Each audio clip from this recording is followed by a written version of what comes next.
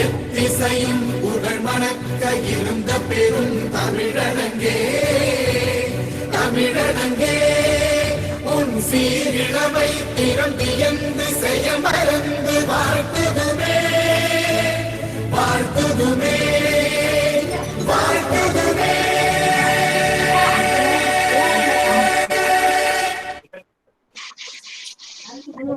Myself, Ms. A. Julie Elizabeth, HOD in charge, Assistant Professor, Department of English, Face to Campus.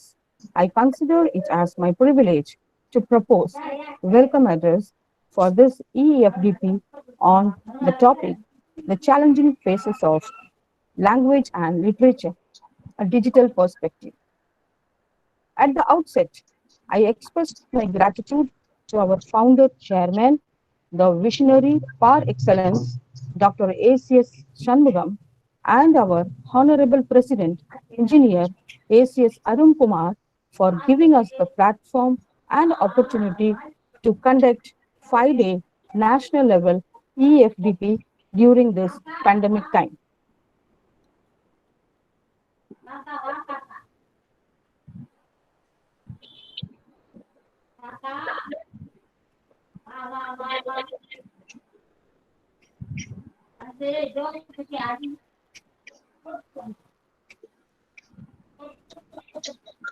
It gives me immense pleasure to welcome our Vice Chancellor, Dr. Geeta Lakshmi, our beloved Provost, Dr. G. Gopalakrishnan, Registrar, Dr. C.B. Palanivelu, Joint Registrar, Humanities and Science, Dr. Malini Pandey, Joint Registrar, Phase 2, Dr. S. Ramalingam.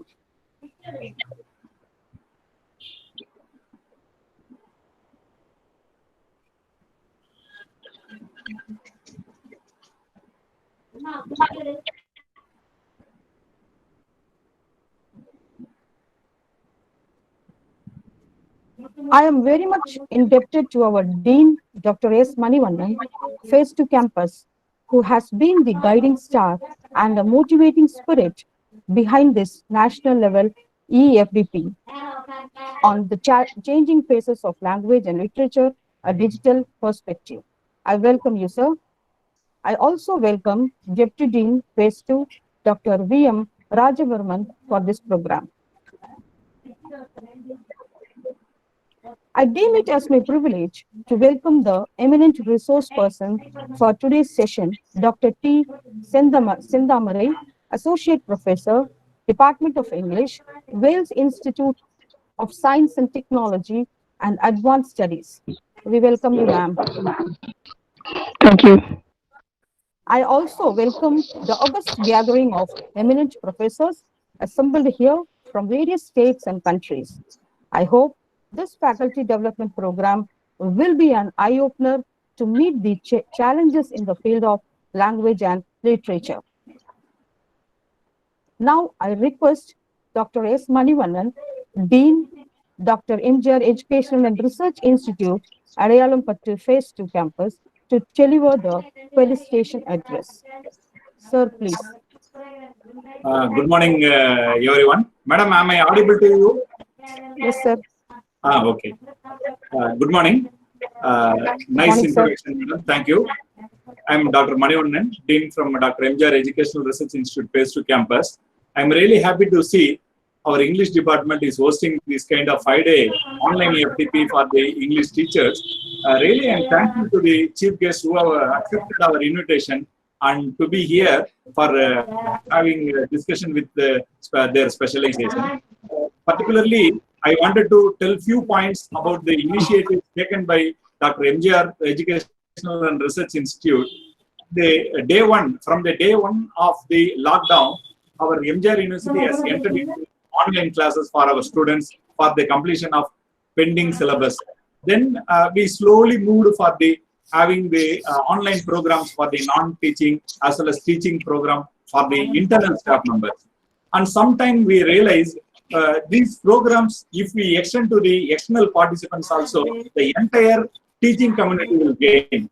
In continuation to that idea, the English department have come forward and hosting this kind of event. I think this is the third or fourth event by the Department of English. And I am really appreciating the efforts taken by Dr. Chandrasena, English Department HOD of main campus, as well as Professor Julie Elizabeth of this campus. Particularly, I wanted to point the efforts taken by Dr. Arshni Rajkumar, who is the coordinator of this this event, and she has taken much effort in bringing all the chief guests together. And today we could see the program because of her effort.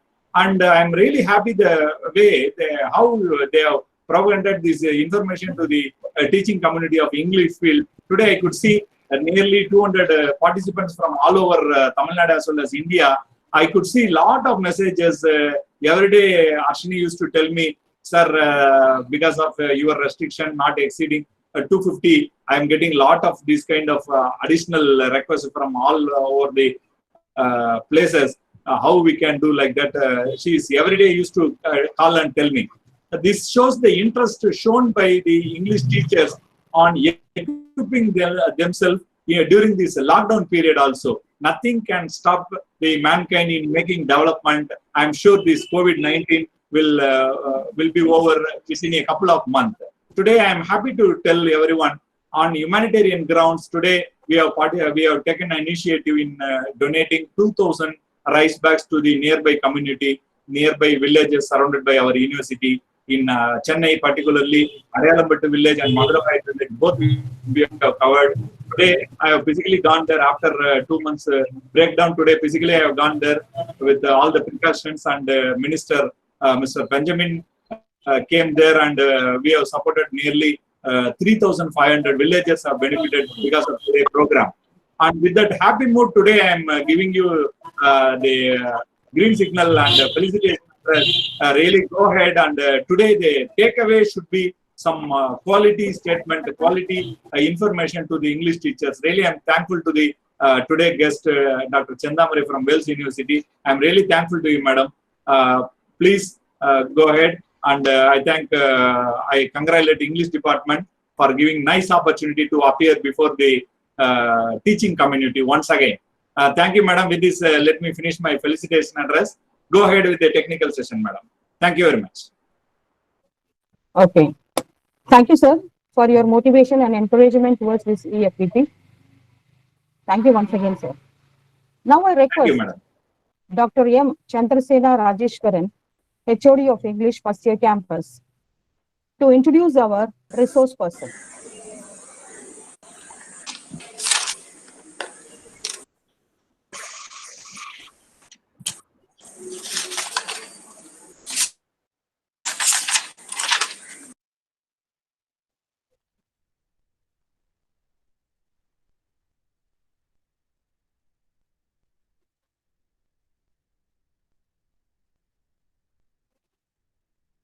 I request Mrs.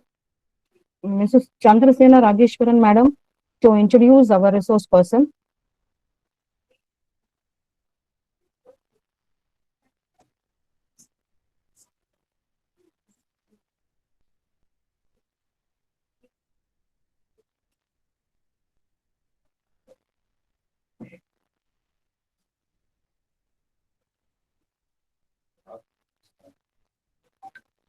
Chandrasena, madam.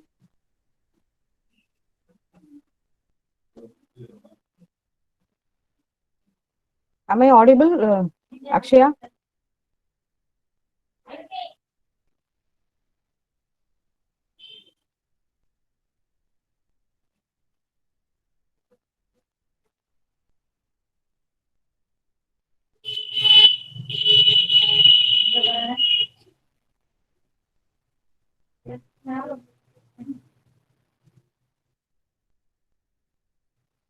Hello? Akshaya?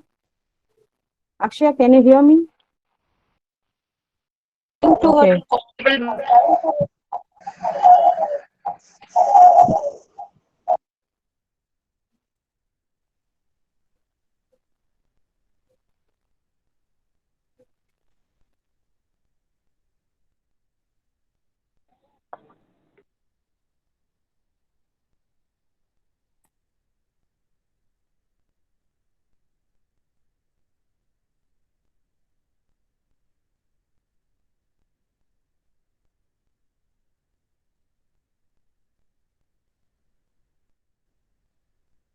Hello. I think there is some inconvenience for our HOD madam. So I request our chief guest to start with our session. Madam, Dr. T. Sendamare madam, please you can start with your session, madam. Yeah, sure, ma'am. Thank you, ma'am. Am I audible to you? Yes, ma'am. Oh, yeah. Yeah. Good morning, everyone. It's nice to see you all amidst of this busy pandemic, amidst of this busy home working. Such a wonderful opportunity given to us by the Department of English, Dr. NGI University. Hello, Yes, ma'am. Hello. can you hear me? Ma'am, Yes, yes, yes. Yeah, I'm yes, coming. Yeah. ma'am, hello, Chandrasena madam, can you start, ma'am? Hello, I Can will you introduce? introduce. Yeah, okay, ma'am, okay, sure. Sorry. Good morning to one and all present here. I bow to our respectful and benevolent founder chairman, Dr. A.C. Shanmugam, and our honorable president, engineer A.C.R. Arun Kumar, and the university management team for bringing this EDP to enhance our knowledge.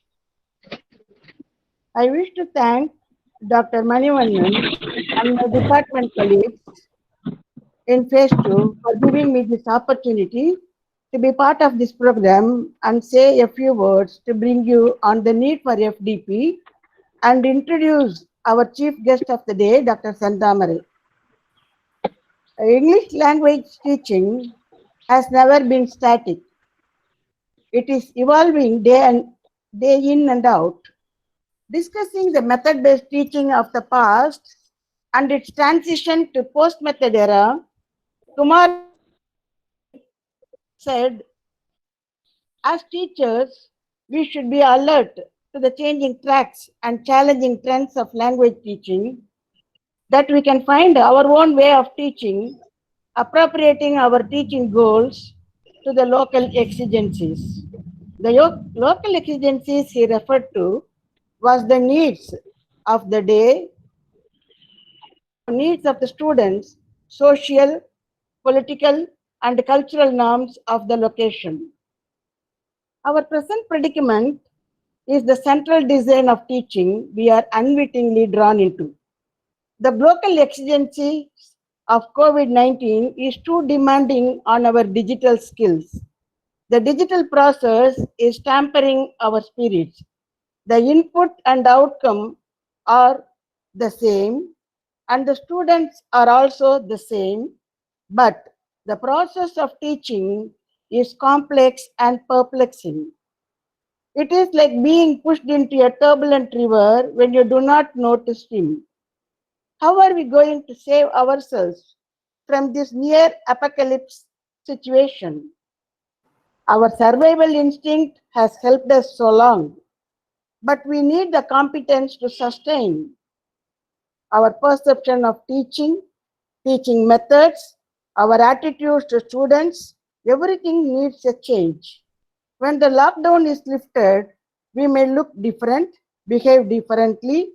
We need to redesign the curriculum within the framework of UGC, that is the Learning Outcome Based Curriculum Framework. It should incorporate a computer application to make sure that the students are able to cope up with our kind of teaching.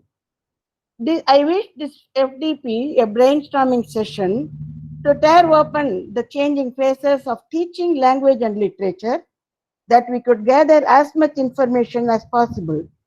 So, the chief guest of the session, Dr. Sendamare, Associate Professor of English from Wales Institute of Science, Technology and Advanced Studies, which is otherwise called Wales University, Chennai, is here. She shares with us her colorful profile. She did her PhD in Mother Teresa's Women's University. She had worked in Laureate University, Malaysia, before she shifted to India in 2012 She has been in the higher education for the past 20 years. She has worked under different taskmasters in the edu industry. She is a communication expert with a special focus on business communication.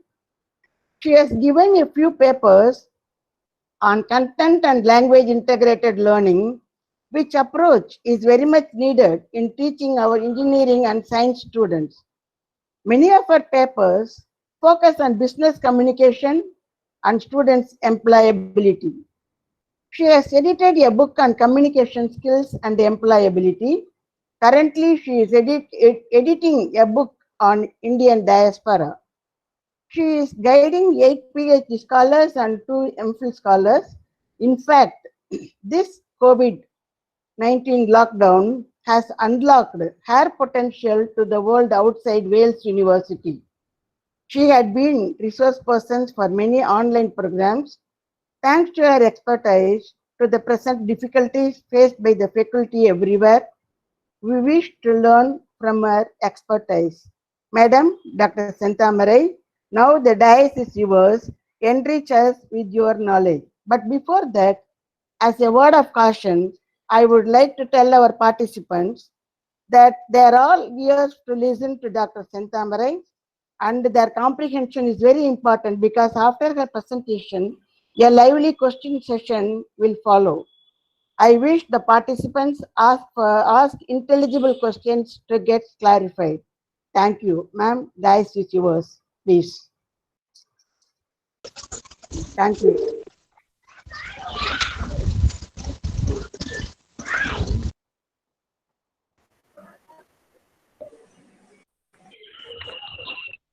Thank you very much for the wonderful introduction. Thank you. It's a very relevant introduction at the time of COVID-19. It's more or less an apocalyptic vision. All right, I just thought of making a presentation on the crisis that we have today. And it's no wonder that we keep having crisis in every few years. And whether we learn lessons or we don't learn lessons, that's all up to us. So I just thought maybe revisiting the apocalyptic literature will enlighten us of how to survive in this COVID-19. So here is the slides.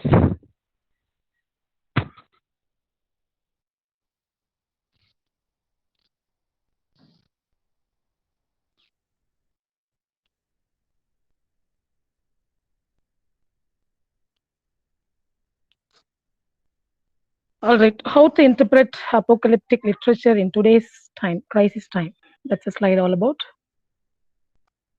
Okay, I just thought of starting off the slides with a caption, "End is near." And there's a good saying, when you start anything keeping the end in mind, probably you will get exactly the desirable outcome. But here in apocalyptic literature, the end is near actually talks about. Ma'am, once again, sorry. We cannot see your screen, ma'am. Oh, hold on. Sorry, hold on.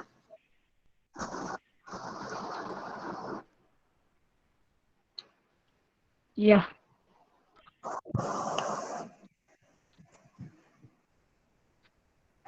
Is it clear? Ma'am. Is it clear now? Yes, ma'am. Is it clear? Yes. Yes, ma'am. So I just thought of starting off the slide with a caption, "End is near." As I was saying, apocalyptic literature is all about keeping the end in mind before they start writing literature. Or it's all about how the end is going to come. So first we'll go through the definition and then the relevance of apocalyptic literature today. So apocalyptic literature means it's a literature of revelation. It's written in the same period as wisdom literature was written.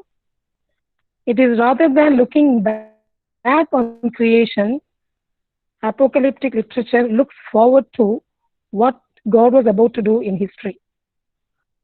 Apocalypticism refers to an entire worldview which includes the literary aspects of above, as well as an underlying dualistic theology.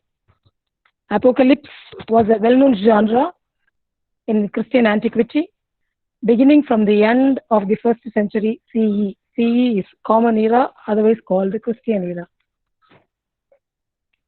So what's the background of apocalyptic literature? It starts from Jewish literature or Jewish history. The definition: a genre of revelatory literature with a narrative framework in which a revelation is mediated by an otherworldly being to a human recipient. Otherworldly being is a supernatural or extraterrestrial being to a human being, disclosing a transcendental reality which is both temporal insofar as it envisages eschatological salvation and spatial insofar as it involves another supernatural world. It involves two worlds: natural world, human being; supernatural world, extraterrestrials or aliens for that matter. Apocalyptic thinking is extremely influential in Jewish tradition between the 2nd century BCE and 3rd century CE, before Common Era and Common Era. The definition is continued. We have got quite a number of definitions, and it's defined, redefined, defined, redefined to suit the time and space. Apocalypses are attributed to both New Testament and Old Testament figures. It's written prior to the late 1st century CE, and the title was not used then. In general, the term apocalyptic refers to a phenomenon to apply to two different things. Number one, to a certain body of writings, the apocalypses, revelatory writings which intend to reveal the secrets of the transcendental word and the end time. And second, it applies to the world of concepts and ideas which comes to expression in those texts. So there are two different purpose or term applies to apocalyptic literature. Moving on to the definition. The word apocalypse has different meanings. In religious context, it identifies the last book of Christian Bible, the Revelation of John, a genre of ancient Judeo-Christian visionary literature, or doomsday, the destruction of the world at the end of time prophesied by Apocalypse. And the next meaning, apocalypticism is a religious belief system that interprets human history from its origin to the present as signs of the imminent end of the world. It's a feature of Christian eschatology, the branch of theology dealing with the state of the soul after death, purgatory, hell, and heaven. Eschatology is nothing but the end or near the end. And how different religions deal with apocalypticism. It's a feature of all various religious beliefs. The book of Daniel describes the Hebrew prophet's vision of the end. And in Islam, the resurrection, the day of judgment, and salvation are apocalyptic features of Orthodox belief as evident in Quran. In Hinduism, there are some scholars who actually quote Kali Yuga as the end of as reference to apocalypticism. All right, next moving on to apocalypse as a genre.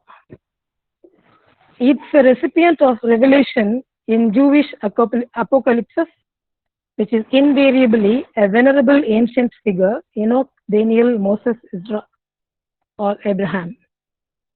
John Collins, in his Towards the Morphology of Genre, says that apocalypse is a genre of revelatory literature with a narrative framework in which a revelation is mediated by an otherworldly being to a human recipient, disclosing a transcendental reality which is both temporal and spatial, and it involves supernatural world. It's a narrative framework invariably contains some account of the way in which the revelation was received. Of course, while it was defined, the function was not referred there, but the characteristic form and the content were given. But however, later Yabru Collins came out with a slightly general function. which is a common function, and apocalypse is intended to interpret present earthly circumstances in the light of supernatural world and of the future, and to influence both the understanding and the behavior of the audience by means of a divine authority. Apocalypticism is a belief in an approaching confrontation between absolute good and absolute evil, about which a select few have forewarning so they can make appropriate preparations. During this confrontation, hidden truths are revealed, and afterwards, the earth is transformed in a significant way. True apocalyptic literature functions as a distinct genre. It cannot be studied or understood in isolation. It always takes place among other genres such as the Testament, the Salvation Judgment Oracle, the parable as a means of giving expression to the perspective of apocalyptic eschatology, and as a medium to express the concept of an apocalyptic movement. Similar to other genres, apocalyptic literature is not rigid, and it allowed itself to undergo tremendous development over the biblical and post-biblical period, which is up to today. And what's the goal of writing apocalyptic genres? The primary function is to disclose to the elect the secret of what is and what is to take place, thereby serving to comfort the oppressed and encourage them to remain faithful to their beliefs, and to show a dramatic fashion that God is in complete control over the universe, and to reveal or unveil the kingdom of God. The purpose of these writings was to stress the virtue of loyalty and of stimulate faith by showing in vivid fashion the certain overthrow of evil and final victory for God's righteous cause.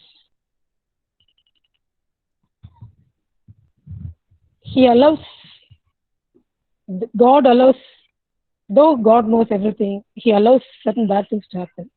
That's what it says. And what's the major characteristics of apocalyptic literature? Apocalypses are usually pseudonyms.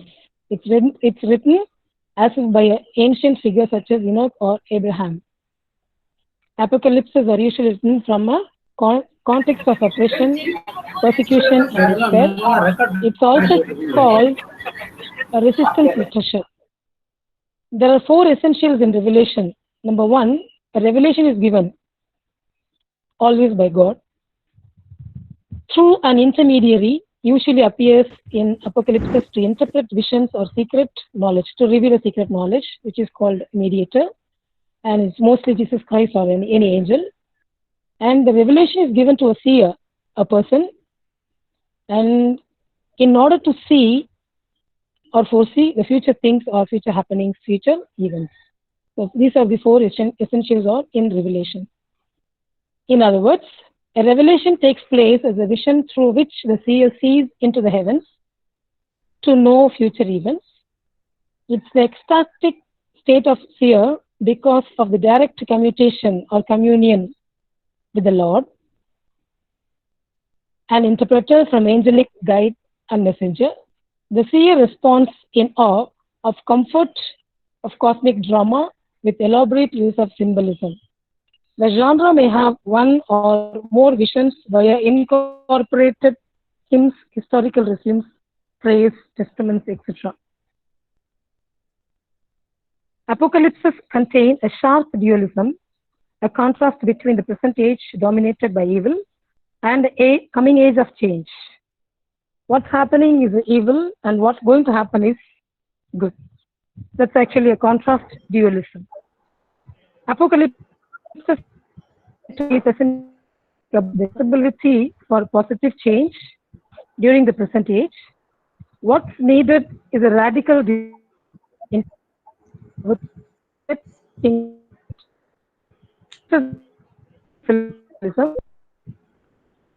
apocalyptic, portraying an inescapable future set in stone by God's fixed calendar of events. In apocalypses, events that are contemporary to the author are often portrayed as if they were prophesied long ago, so that what's happening in the author's day is merely a fulfillment of what was revealed centuries before. apocalyptic literature and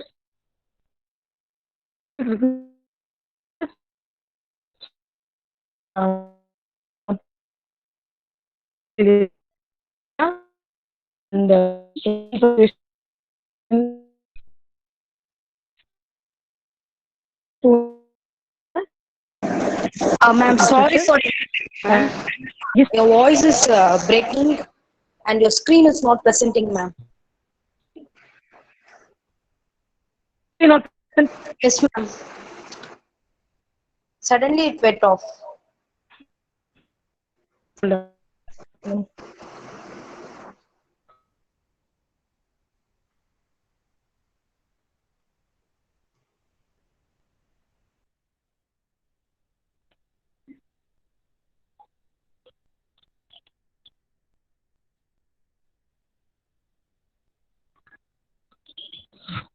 Is it clear now?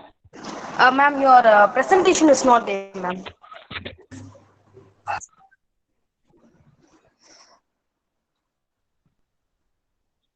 It says I'm presenting. What? It- No, wait.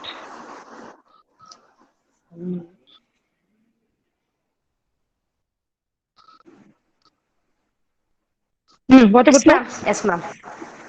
I'm sorry. This is probably only one difficulty of technology.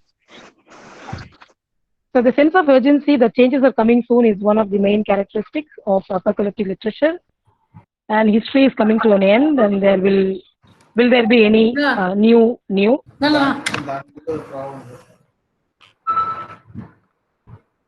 And there is a hope beyond the catastrophes is a paradise. These are the other characteristics of apocalyptic literature.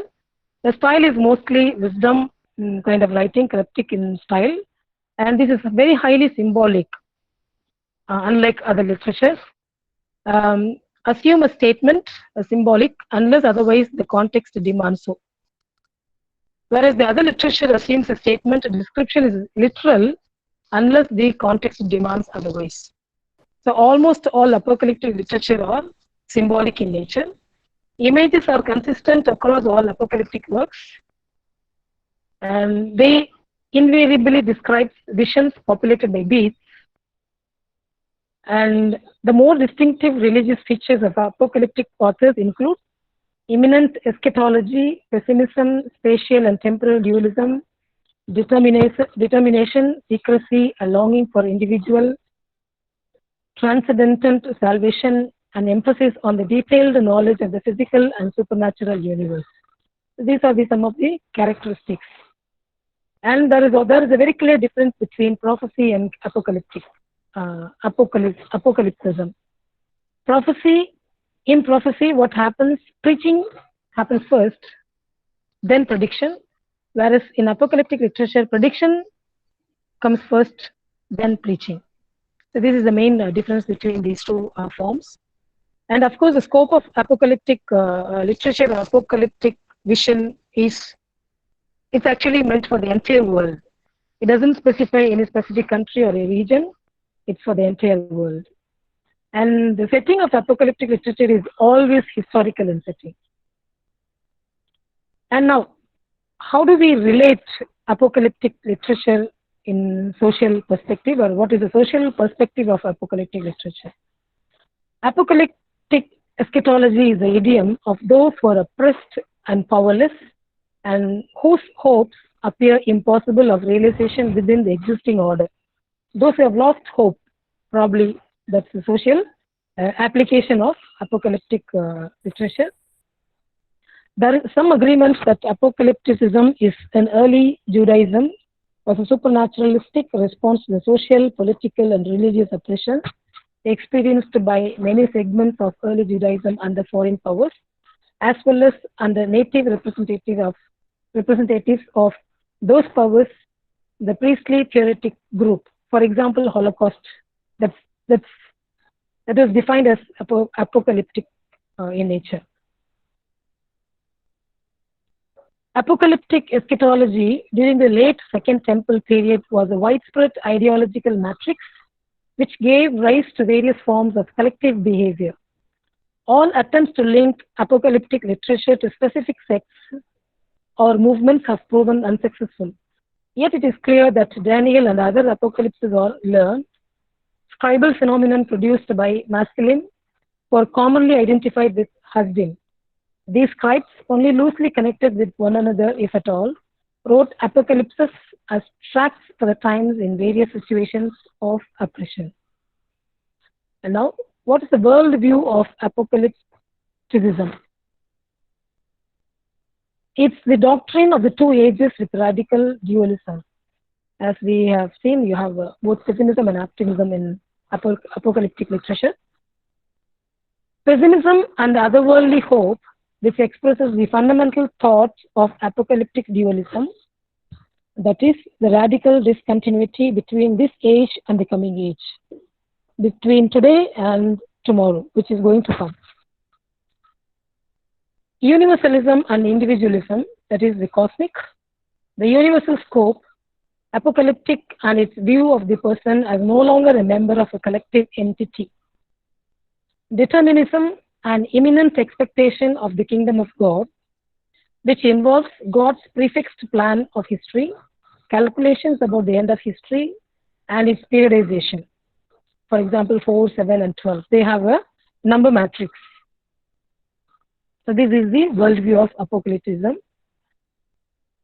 There is an urgent expectation of the impending overthrow of all earthly conditions in the immediate future. The end appears as a vast cosmic catastrophe. The time of this world is divided into segments. The introduction of an army of angels and demons will explain the course of historical events and happenings of the end time. Beyond the catastrophe, a new salvation arises, mostly paradise in nature, in character, and destined for the faithful remnant. The transition from disaster to final redemption takes place by means of an act issuing from the throne of God, which means the visibility on earth of the kingdom of God, the frequent introduction of a mediator with royal functions. The catchword glory is used whenever the final state of affairs is set apart from the present, and whenever the final amalgamation of earthly and heavenly spheres is prophesied. And this is the worldview, and now we are moving on to the symbols. Since we said almost all apocalyptic writings are entirely symbolic, we are going to see the numbers first. Number 1 stands for unity, uniqueness, and aloneness. It's not loneliness, it's not aloneness. Number 2 stands for strength, energy, and courage. Number 3 is referred for divinity. Number 3 is always referred as a divine number, called the number of God. And number 4 is for world, cosmos, and creation, or cosmic energy. Number 6 for Saturn, doom, sinister. Next one, 7, perfection. 7 stands for perfection, completeness, and cosmos and God. 4 plus 7, 4 plus 3 is 7. And number 10 is completeness. So this is how it's been periodical, as we discussed in the previous slide. It's given in period, segments. And the next is the symbol, color symbols. What do they mean? Each color means something specific. Red color, sorry, there's a comma after S, I think it's a typo. Sacrifice and war. The color white, as we all know, it stands for purity and innocence. Purple, royalty and vultures. Blue, sky, heaven, and the Holy Spirit. The black color stands for death, distress, and famine. Pale yellow, near the end of life. Crimson, blood and atonement. Gold color for divinity and splendor. Green color stands for death. So first slide is all about numbers. Second slide is all about colors. Next, how can we interpret apocalypticism or apocalyptic writing in today's world. In the light of historical setting, that's the best way of studying, interpreting apocalypticism. And it's important to note that it can be applied to all situations, all people, and all time. History, it doesn't mean exactly historical as in the big events of history. General historical events like COVID, SARS, Holocaust, nuclear exposure, also famine, technological disadvantages, all those things. It can be applied to all situations, all people, and all times. What are the approaches to interpret? The time of Roman persecution of church, about the apostasy of Roman Catholic Church, about the history of Western world until Jesus comes back, about the God, how he deals with mankind in all ages with no specific historical context. And this is what we are going to take it for today. How God deals with mankind in all ages with no specific historical context. And Revelation is a description of things that happen again and again throughout history, and it is applicable to all Christians at all time, and it is applicable to all human beings at all time. And there has to be a correction. Apocalyptic today. Paul said a new element has come into the picture, the experience of the end. Something of it appeared after the First World War, but we did not feel it in its horrible depth and its incredible thoroughness. We looked at the beginning of the new more than at the end of the old. We did not realize the price that mankind has to pay for the coming of the new theonomy. We still believed in transitions without catastrophes. We did not see the possibility of final catastrophes as the true prophets, the prophets of doom, announced to them. So I think most of you can relate to what's happening today. We are expecting something new to happen in future, near future. And Richard, he put it more dramatically in 1947 itself, referring also to the course of Second World War. The apocalypse transformed the living. What was before this time is no longer comprehensible, and it appears like a fairy tale, sunken and silent. Another tone determines life, a tone born out of the world of ruins. I'm sure most of you can relate. In 1972, where the wasteland ends, Theodore Roosevelt referred bleakly to environmental collapse, world poverty, technocratic elitism, psychic alienation, the death of the soul. These are all can be the causes of the end of the world. He actually prophesied. John Lucas in 1970 reviewed that apocalyptic thinking has come to dominate all aspects of our lives.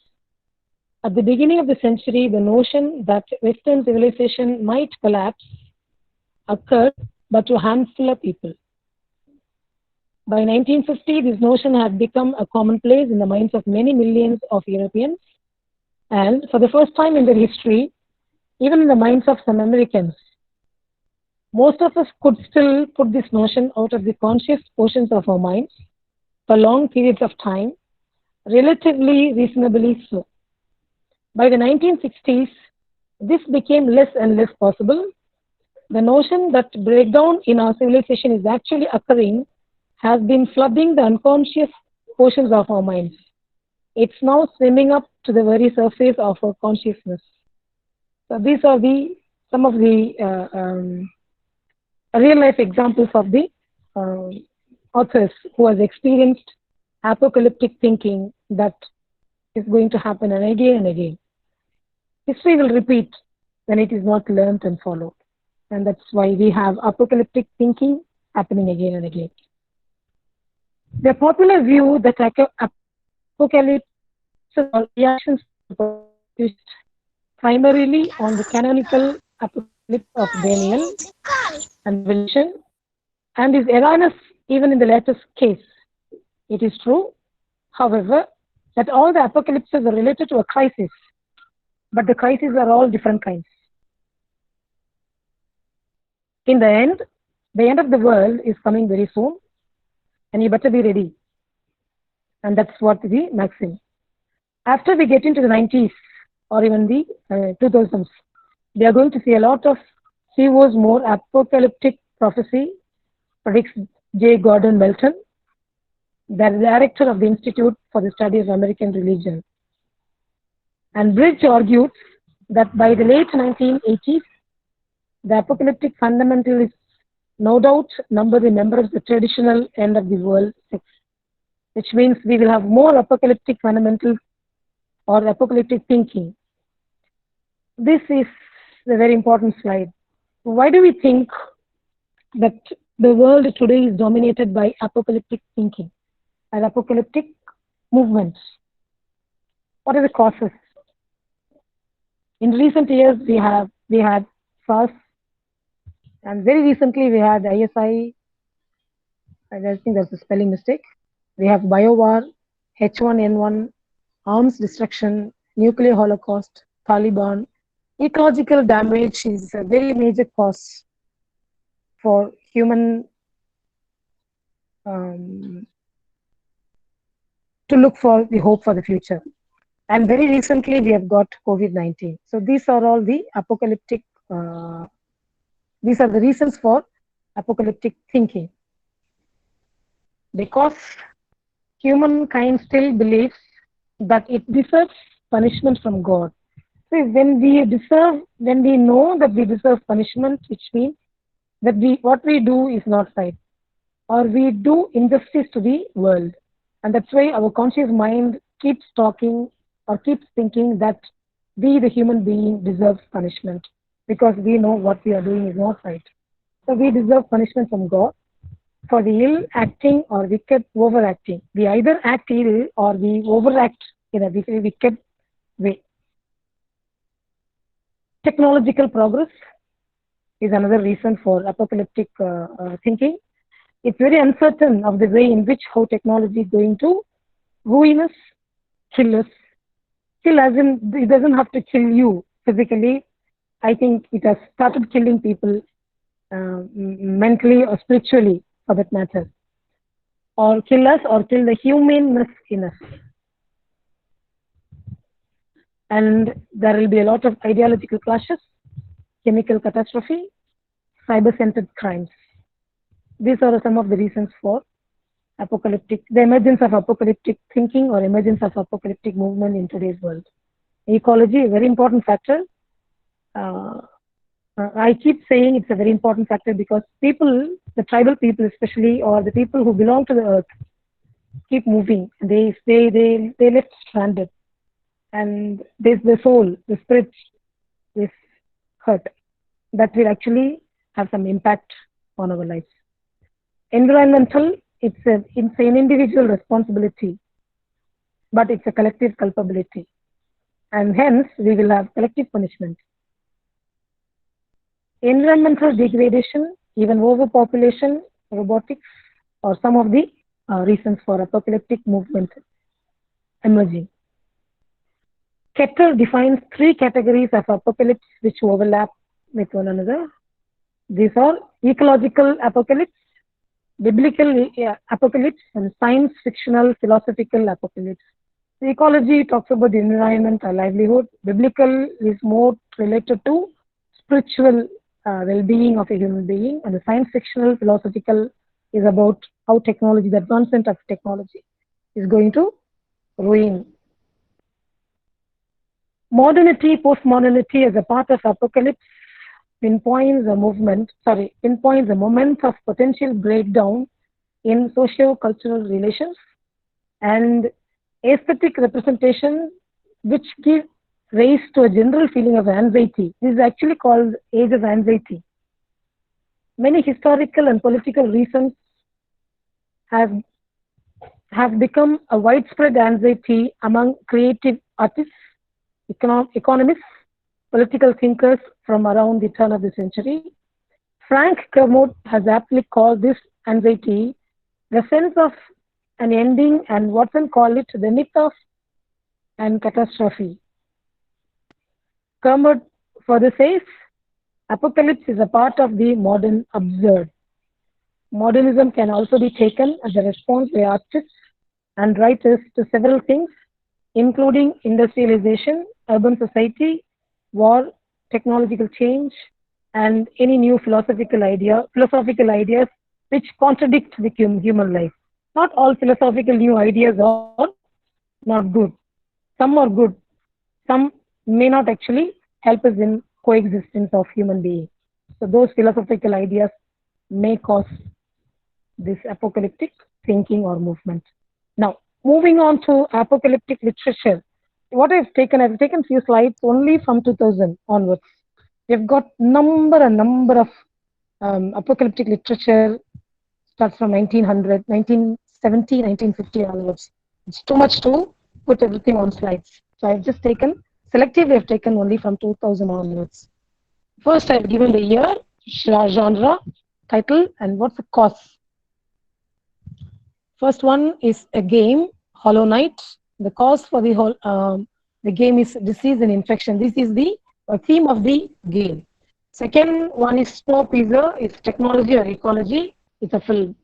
Third one is Nuclear Throne. It's about technology. And fourth one is Resident Evil. I think most of you all know about that. Talks about bioterrorism and zombies. And the next one is the Horizon Zero Dawn. Deals about war and technology, or war based on technology, instigated by technology. It's a game. And in 2012, there's a film, Zero Escape. It's about disease. And 2014, it's about a film, Dawn of the Planet of the Apes. I think it's very famous again. It's about a disease. Now, literature, purely literature, not any. It's all about novels and plays, no movies.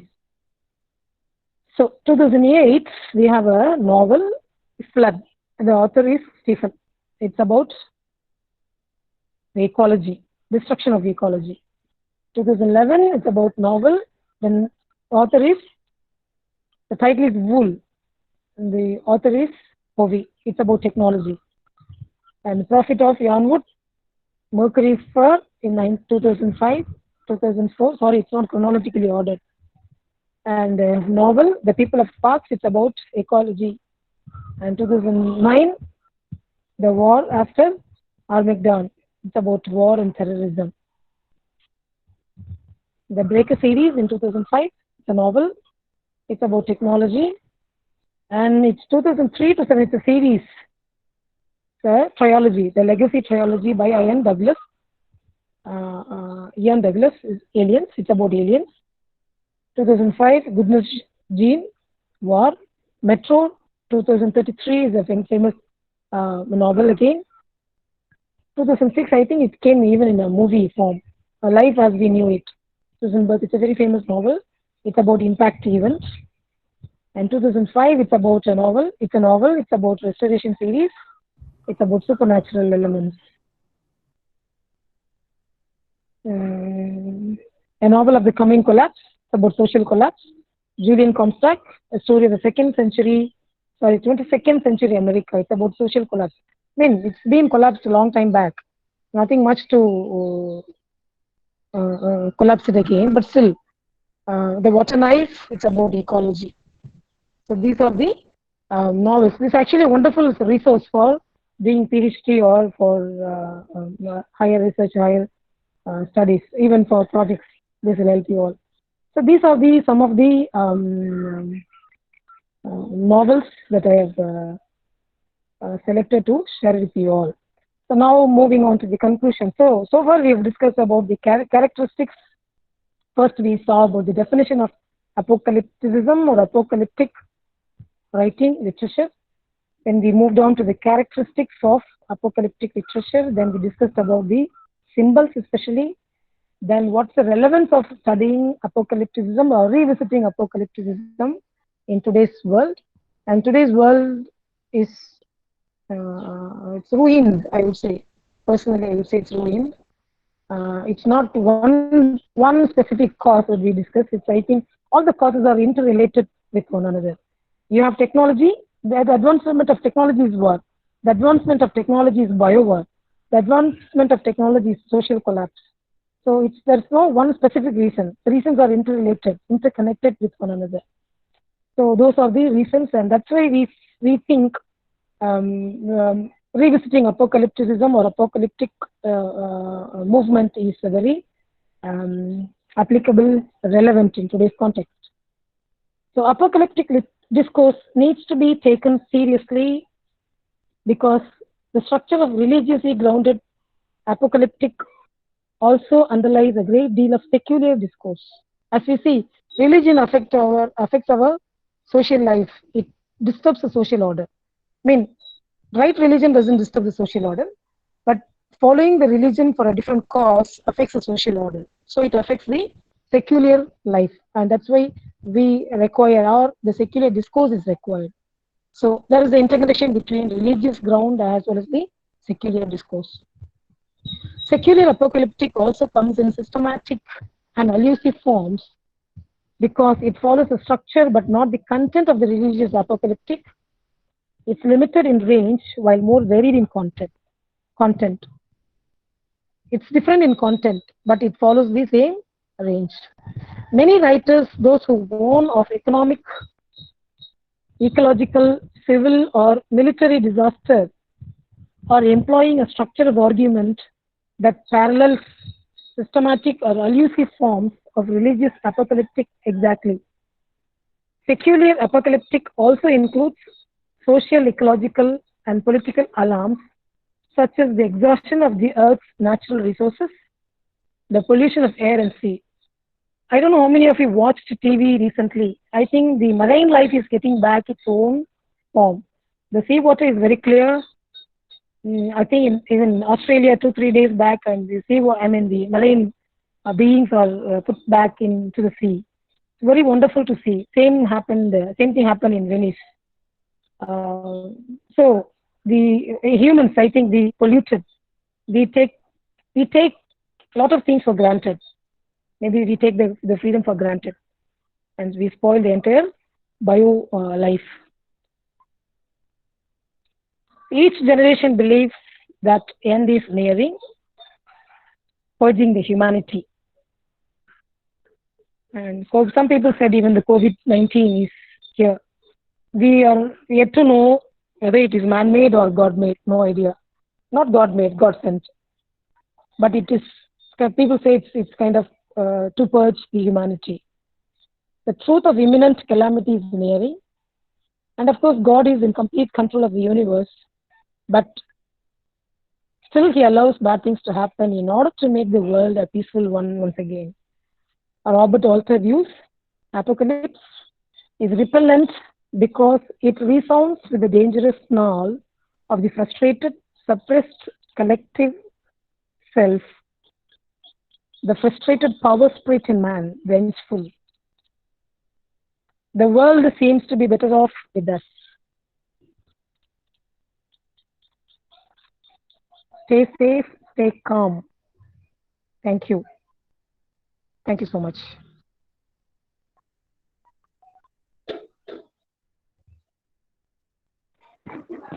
Thank you, ma'am. Thank you. Thank you so much, ma'am. It's really interesting and it's a unique topic. And also, I feel it's the need of the hour. Thank you so much, ma'am. Thank you very much.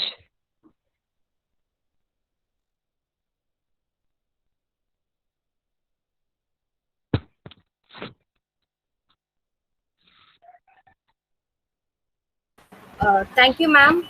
Are we having any questions? Yeah, thank you so much. Discussion Akshaya. section now. So if any professor want Yeah. to ask any question, you can on your mic and please ask by one. Sure. Hello, ma'am. Yeah, hi. Hello, ma'am. I'm Raja. Yeah. Ma'am, my question is how apocalyptic literature led way to postmodernism?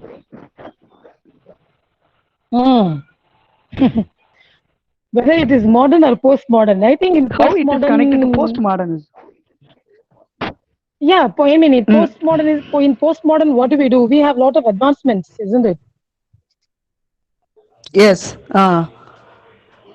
One That's what. one side How of this advancement apocalyptic is- literature. One side of advancement is construction, another side is destruction. Yes. So we destroy certain aspects of some certain space of life in order to construct something. Mm. While doing, we don't keep the balance in mind, Yes. or we just go to the extreme level of destroying something, ignoring their life. So for them, for the destruction, it is the apocalyptic movement. I mean, for them, it is apocalypticism. You can relate.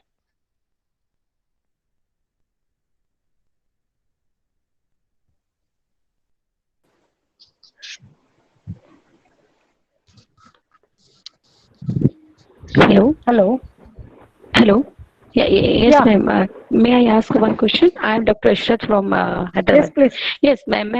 First, Yeah, please. I would like to say thank you so much for this interesting as well as very informative topic for me, because it is such a new subject, new field. I have listened for the first time, I think, in a very detailed one.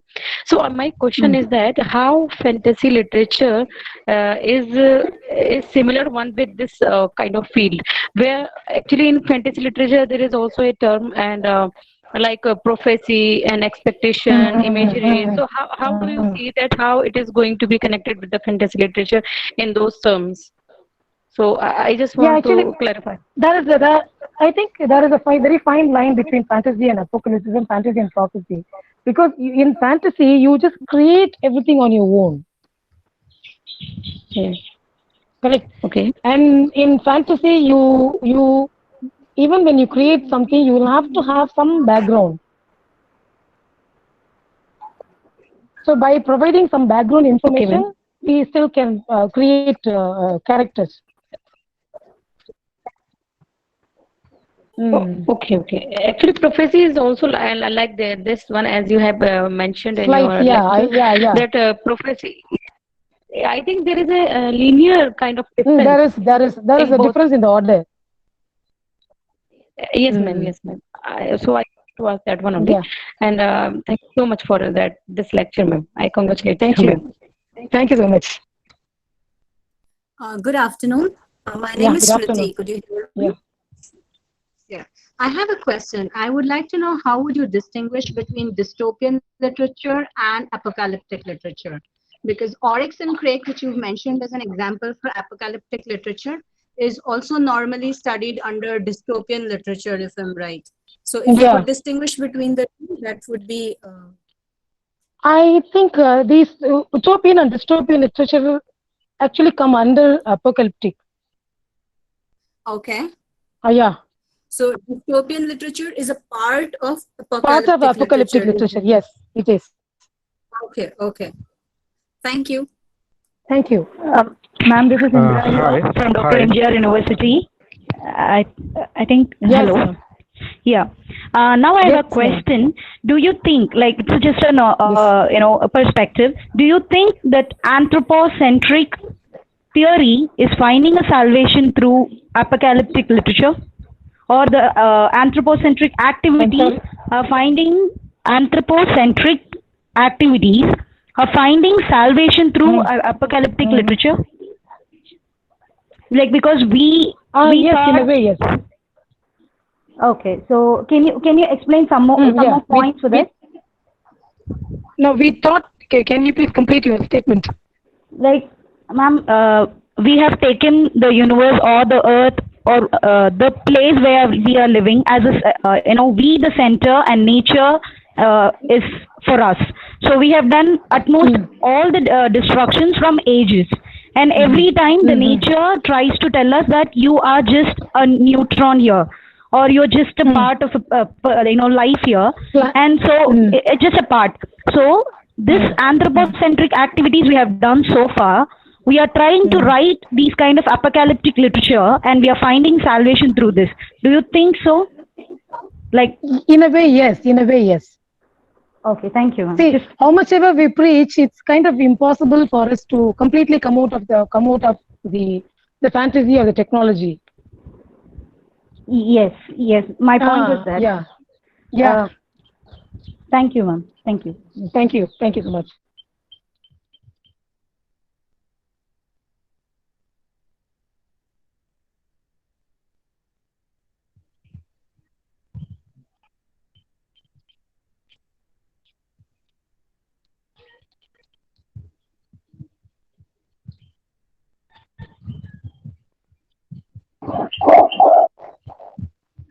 Thank you very much for your presentation. My question is, are we in an inevitable situation by accepting? Ma'am, I'm sorry, your voice is not audible. Can you make it clear? Yeah, now? Oh, yeah. Am now I better. audible? Yes, yes, you are. Yeah, tell me.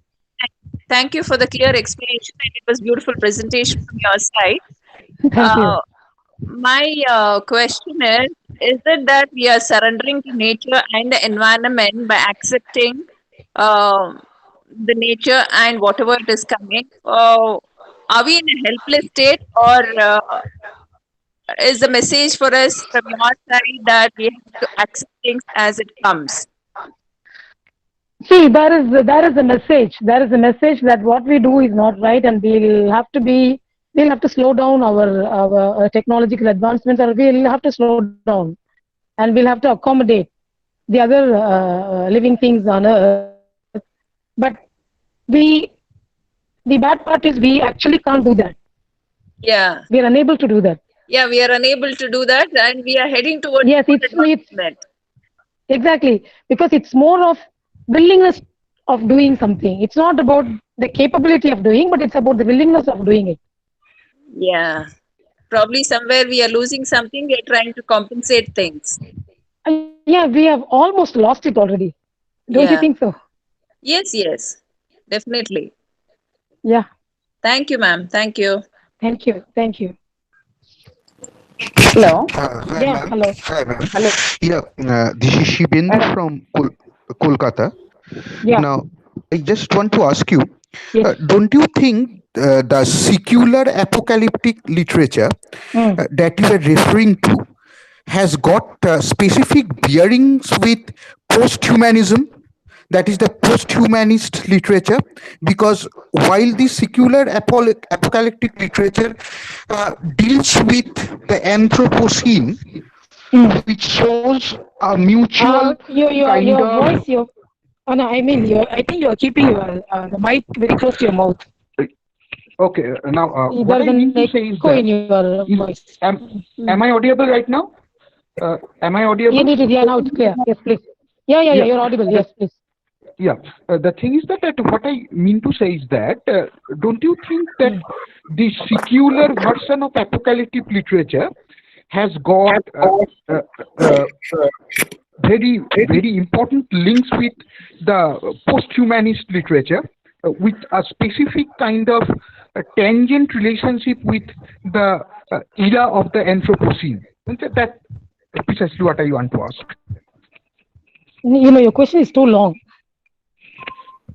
Now, how Anthropocene is related to the secular apocalyptic literature? That's what I want to ask.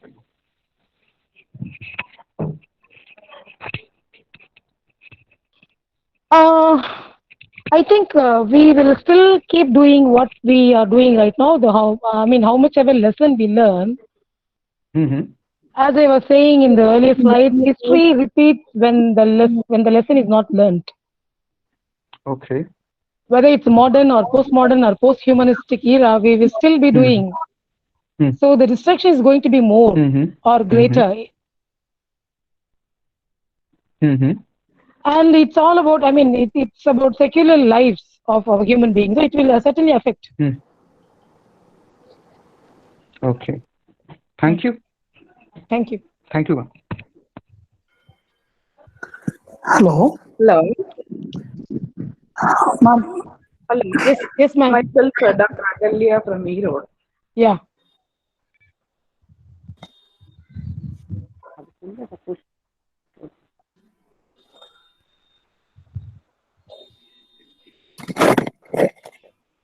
Yes, ma'am. Sir, you can ask Dr. Nassima Murthy, sir. Yeah.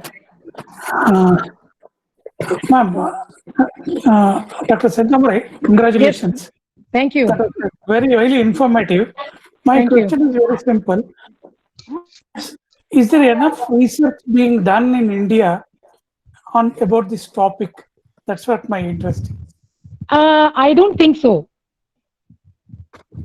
So this is a virgin field for Indians. Relatively, yes. No. People will come to us, asking. We will always suggest them, do something new, do something that has not been done. No, there are some researches on the same area, but not recently. The application, the approaches may differ. Thank you, Doctor. Thank you. Hello. Yeah, hello. Madam, this is Agalya once again. Yes, Once again. Yeah. Fine. Hello, ma'am. Because we are in the COVID period. Yeah. Ma'am, thank you for the clear presentation, ma'am. Hello. Hello. I may not be asking a question. Hello, ma'am. Hello, ma'am. Yes, hello. Hello. Hello, ma'am. I'm Ruby Elizabeth. Yes, please. Are we winding up the session? Yes, ma'am. Hello, Hello. ma'am. Last question from my side. Yes. Yes, ma'am. Thank you, ma'am, for the nice and clear presentation of the topic. Thank you, ma'am. Thank you. Really, it's a very unique topic. It's a very unique topic, ma'am, that I haven't, heard anywhere. And my question to you is that in the beginning you spoke about, you given references from the biblical characters and the chapters of Revelation from the Bible. Later you spoke about like it's a war, destruction, and it's like postmodernism. So how can you view this literature, apocalyptic literature, as a scientific literature or it is a religious literature? How can we take this literature? Oh, it's a wonderful question. Wonderful question. I mean, in recent days, it's been transformed into science fiction.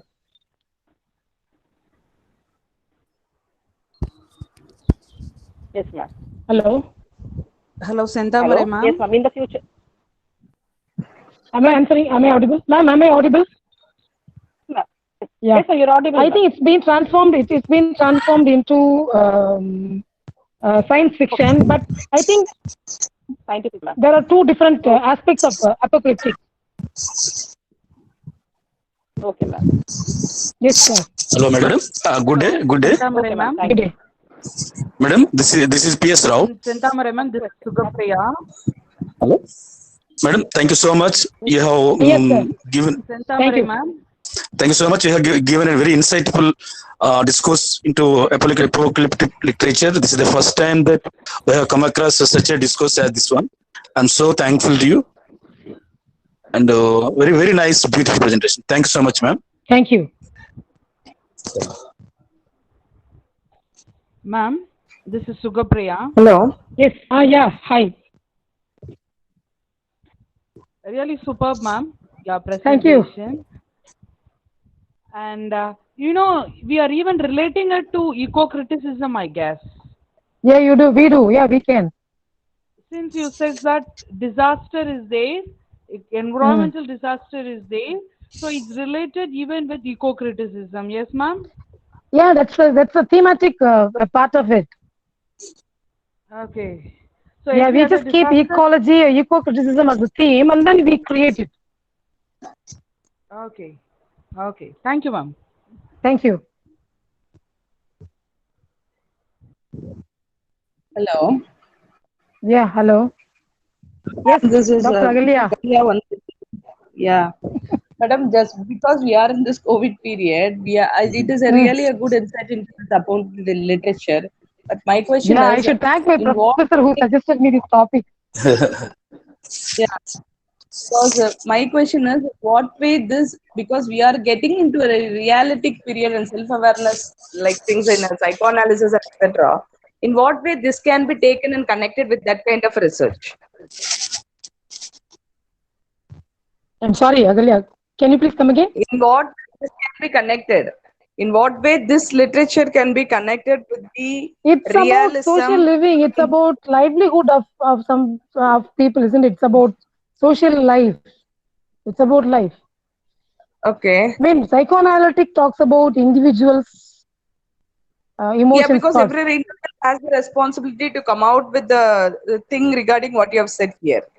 Yes, unless and until we are going to make ourselves in a better living human, as a better human citizen, we cannot take care of the world, or we cannot get into this kind of thing which the world is giving us nowadays. Okay, as you are saying. So in what way this can be connected? I'm asking. All these things can be connected into what form? I'm asking. What way it can be connected? Connectivity. Connectivity with what? With what? This upon with realism, with psychoanalysis, with psychology, because that's you what I'm want to asking. connect psychology. You want to connect psychology with apocalyptic literature. Can become a new trend for the research, right? Actually, yes, What you have can, said? because see, it's the individual. Psychology talks about an individual. What goes through in the mind of a person is a reflection. It's reflected, isn't it, in the action? Yes. Yes. So you can say, for example, you can take a character and what he or she goes through the period. Okay. For example, COVID, and then the plus and minus. Fine. Yeah. Okay. I mean, there are many approaches you can do. Yeah. That I can note it down. Thank you.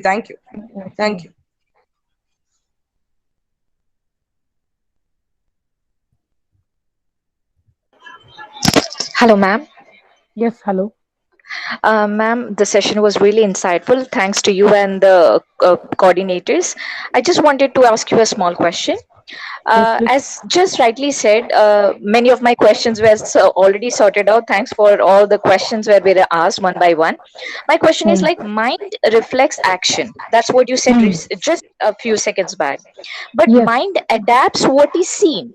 Like in this world of visual treat, we see so much of things, and thanks to internet, nothing is far from a fingertip. So everywhere you will find apocalyptic notion, be it games, be it movies, be it science fiction. Biblical terms are highly being converted into science fiction, as you rightly have said. But even in movies, even in games, everywhere you will find this apocalyptic moment. So how, my question is now, how can child psychology be made a confrontation?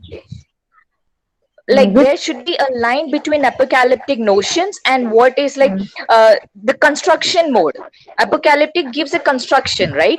Gives some way to construction, but the kind of, for example, Blue Whale game, it is giving deconstruction all throughout. There is no construction seen throughout. So, and I think what you're trying to say is what is and what it is supposed to be. There are two different exactly, things. ma'am, and especially for children, because at the age of 10. See, it's actually easy to train the brain, train the mind of a child than the adult.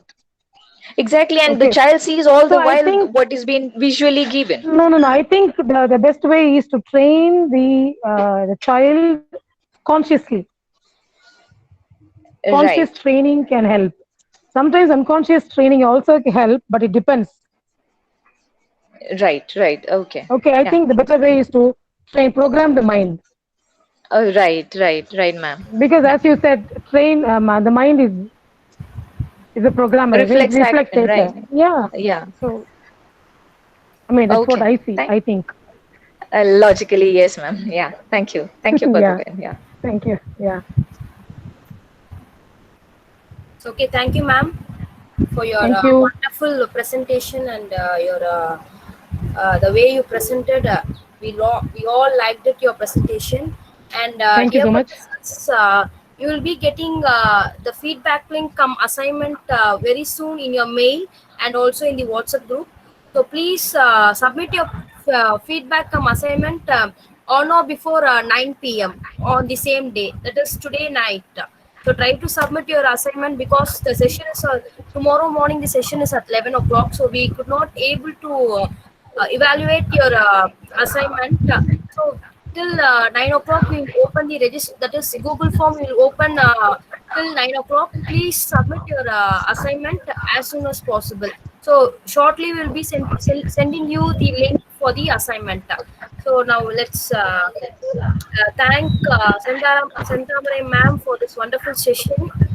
On behalf of Department of English Phase 2, I thank you ma'am for giving you the wonderful and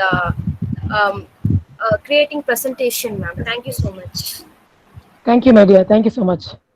Thank you, Senthamare ma'am, for your wonderful Thanks so much, session. Dr. Harshini. It's a nice opportunity. Thanks so much. I was listening patiently, so I not to disturb you when the other participants were asking questions. So I'm very happy that we have. So what's received your wonderful question now? feedback. We have received wonderful feedback from the participants. Yeah, we Attending to hope the topic. Thank you very much, ma'am. Thank you, thank you, thank Thank you, you. ma'am. Thank you. I Ma'am, think thank you so much. let's meet tomorrow. And Sure. we will share all the details in the group, okay, as well as in the email also. Okay. Yeah, please Thank add you me in the very group. much. Okay, ma'am. Thank you so much, ma'am. Thank you so much. Thank you, thank you. I say, Dr. Senthamare ma'am, thank you so much for Thank you. accepting our invitation. And your presentation was awesome. Like, excellent topic. Everyone enjoyed it. And thank you for the participants also. Thank you. It's my pleasure. Thank you so much. Chandrasena ma'am, you want Yes. to say anything? Yes, thank you. Thank you so much for organizing such a kind of wonderful, knowledgeable person for the session. I am thankful to Phase 2 for bringing Dr. Senthamare to this FDP. Ma'am, we have immensely enjoyed your presentation and gained a lot from your presentation. Thank you so much. Half of the credit goes to my professor. He suggested the topic. Thank you. Okay, ma'am. Thank you, ma'am. Thank you. Welcome. Okay. Thank you, ma'am. Please join with us tomorrow, 11 o'clock. Please join with us tomorrow, 11 o'clock. Yeah, I will. Yes, ma'am. Another speaker thank on you. an interesting topic. Thank you. Sure, I will. Thank you. Thank you, ma'am. Thank you. Thank you. Thank you, all the participants. We'll be sending you the link soon. Thank So you, fill ma'am. the feedback form and we will definitely provide you with the e-certificate. I think you have enjoyed the session well. Yes. Thank you.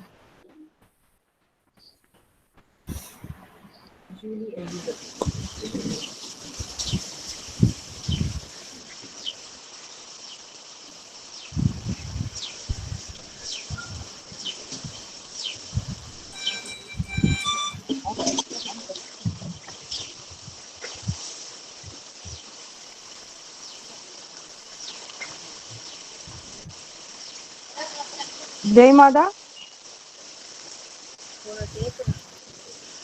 Hello. Hello, good afternoon, ma'am. Good afternoon, ma'am. Hello, a small doubt. I want to address Julie, ma'am. Yes, ma'am. Provide the schedule for complete 5 days. Means on what topic the discussion will go on a particular day. Because really, I think the tomorrow's topic is quite different from today's topic, isn't it? Yes, Yeah. So will you please just provide the schedule? Yeah, just if you just provide the schedule, I mean beforehand, that what topics are going to be discussed ahead. So we get enthusiasm and interest to show towards that topic. Ma'am, already the schedule is given and we provided topic in the WhatsApp group as well as mail. So what is your good name, ma'am? I'm Batul, ma'am. Batul. Just now, I think I joined the session from half of the session got completed when I came to know about this. And okay. And how do I did not register actually. One of my friends forwarded this message to me that there's an FGP of 5.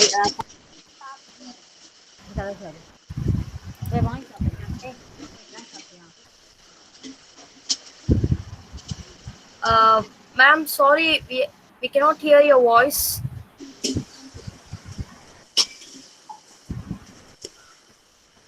Akshay, we have sent the main this thing, no?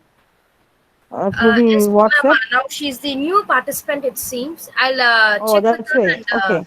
I'll message her. Ma'am. Okay, Akshaya, please do it.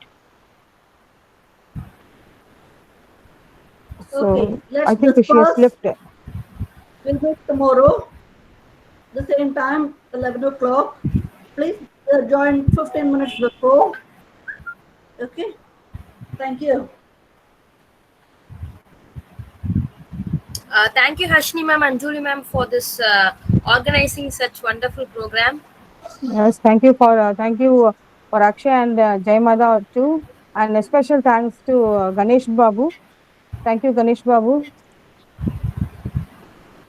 for your technical support, and my heartfelt thanks to Dr. Harshni Rajkumar, the organizing secretary of this EFDP. Thank you, Harshni. Hello. Uh, uh,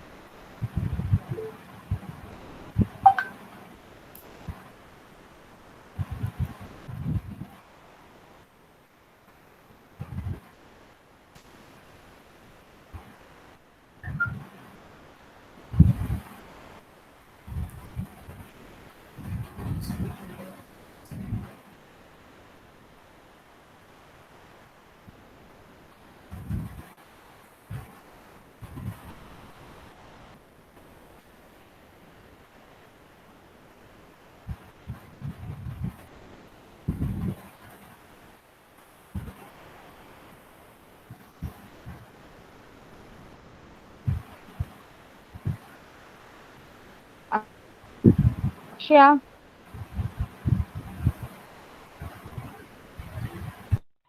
Hello, Akshaya. என்னமா Yes, பண்ற? ma'am.